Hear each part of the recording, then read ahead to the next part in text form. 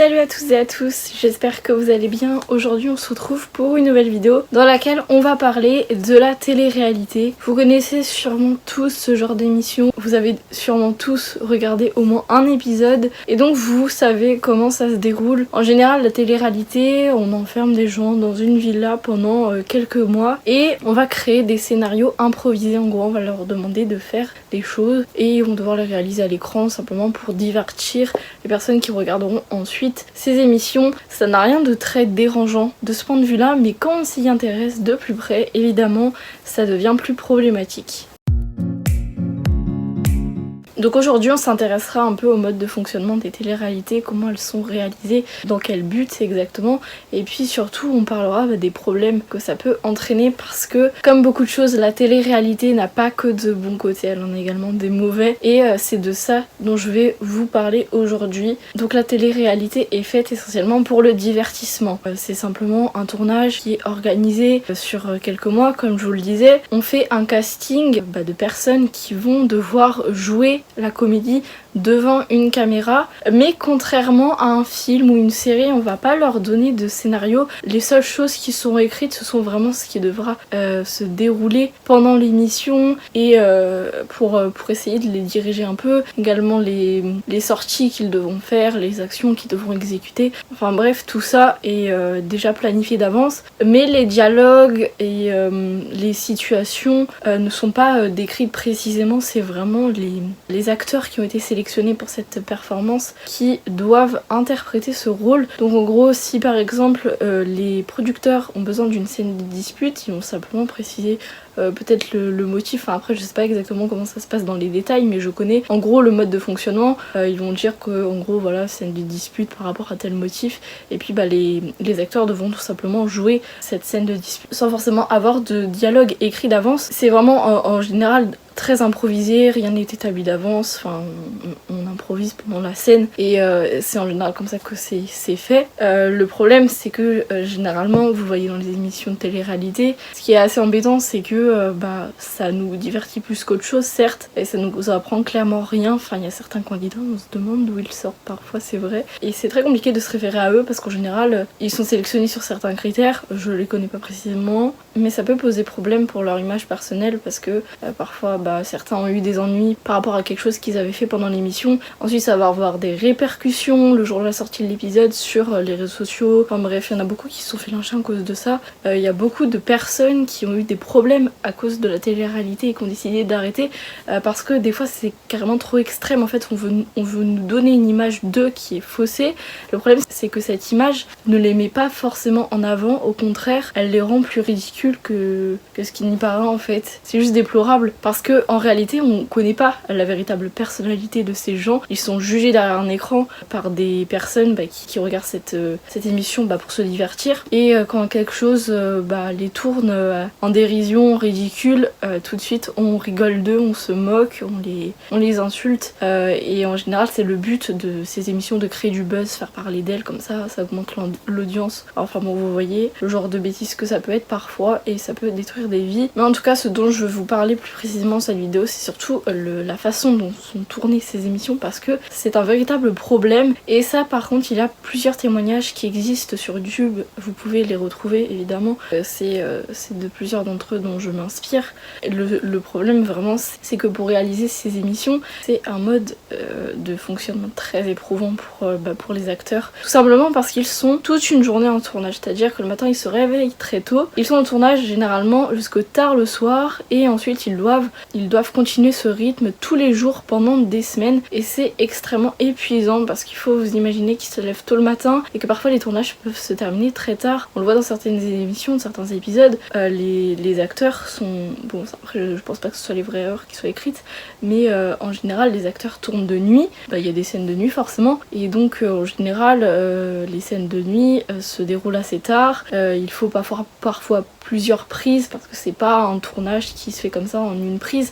Parfois il faut retourner les scènes parce que ça va pas, donc ça demande d'enchaîner très vite tout simplement. Et puis ensuite après l'émission, vous savez, entre certaines scènes les acteurs parlent pour décrire un peu ce qu'ils font, pour décrire un peu leurs réactions, leurs émotions, ce qu'ils pensent, et donc les acteurs s'enregistrent en face cam dans un studio sur fond vert en général, et ces scènes là sont tournées la journée même pour avoir leur réaction vraiment en temps voulu, pour qu'ils se souviennent de ce qu'ils ont fait, que ça puisse rester frais dans leur tête et qu'ils puissent tourner leur réaction donc assez rapidement en se remémorant assez facilement ce qui s'est passé. Et donc ils ont besoin pour ça, les producteurs, que ça se fasse le jour même. Donc en plus du tournage de nuit, il faut ensuite aller enregistrer en face cam, et c'est très compliqué parce que en général après ça les fait se coucher tard forcément, et le lendemain ils doivent se réveiller tôt pour continuer. On veut juste nous vendre du rêve avec ces émissions, très honnêtement moi c'est ce que je trouve, parce que forcément ça fait rêver. Ils sont dans une villa, ils sont là pour accomplir un projet qu'ils ont en tête, mannequinat, chant, danse, enfin bref, que des projets de rêve, que des métiers qui sont en rapport avec le milieu artistique, qui sont assez accessibles dans l'émission parce que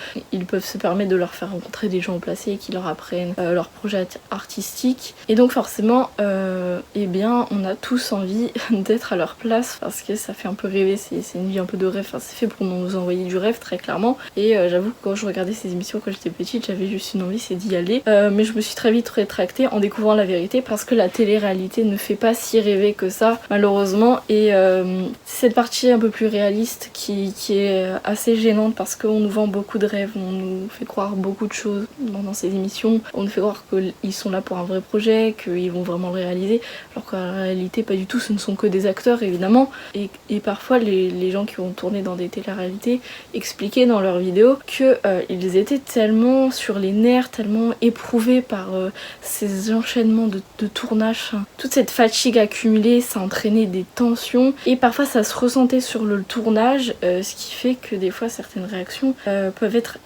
un peu excessives, même en dehors du tournage quand les caméras sont coupées. Parfois on a eu certains échos de scènes assez violentes qui se sont déroulées au sein des villas entre les acteurs parce que tout simplement ils sont épuisés, ils en ont juste marre, et tout ce qu'ils veulent en fait c'est se reposer. Forcément ils ont signé un contrat mais ils pensaient pas que c'était aussi fatigant, ils pensaient pas que c'était aussi difficile. Il y a beaucoup de choses que je pourrais vous raconter, mais encore une fois je vous renvoie vraiment vers ces vidéos là dont je me suis inspirée parce que ils racontent beaucoup mieux que moi leur expérience. Et voilà, franchement c'est vraiment pas facile parce que c'est un monde vraiment à part, ça a rien à voir avec un vrai tournage. On a des horaires fixes, voilà, il y a un temps pour tourner, un temps pour se reposer.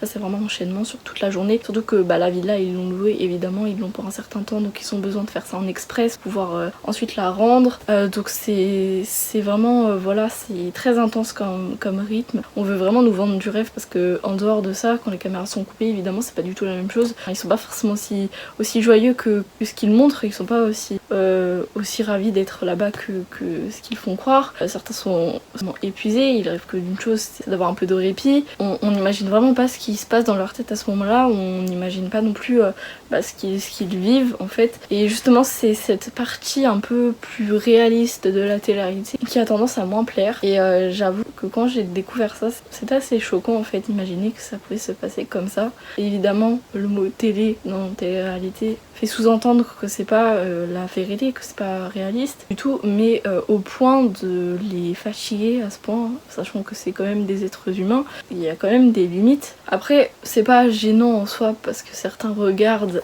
cette émission, voilà, ça divertit évidemment un peu comme les vidéos YouTube, forcément c'est la même chose, hein. Mais j'avoue qu'il faudrait respecter un certain cadre en dehors du simple fait que c'est une émission et que ça doit être tourné rapidement. Faut savoir aussi également penser que y a des gens derrière qui performent, et il y a des acteurs qui sont là pour divertir, et que ce sont des humains, qu'ils ont des besoins eux aussi, et que même si le temps est assez limité, il faut savoir envisager cette perspective, donc ils auront besoin de se reposer comme n'importe qui, et que forcément étant donné que ce ne sont pas des robots, ils ont besoin donc d'avoir un sommeil correct pour pouvoir être efficaces pendant leur journée. Et c'est justement cet enchaînement permanent des répliques, des scènes qui fait que la pression accumulée entraîne parfois des réactions, comme certaines vidéos qui ont circulé sur certaines émissions en dehors du tournage, donc donc quand les caméras sont parties, qu'ils se retrouvent vraiment tous entre eux, et bien il y en a certains qui pètent vraiment des câbles parce qu'ils en ont marre. Ce sont des émissions qui fonctionnent encore très bien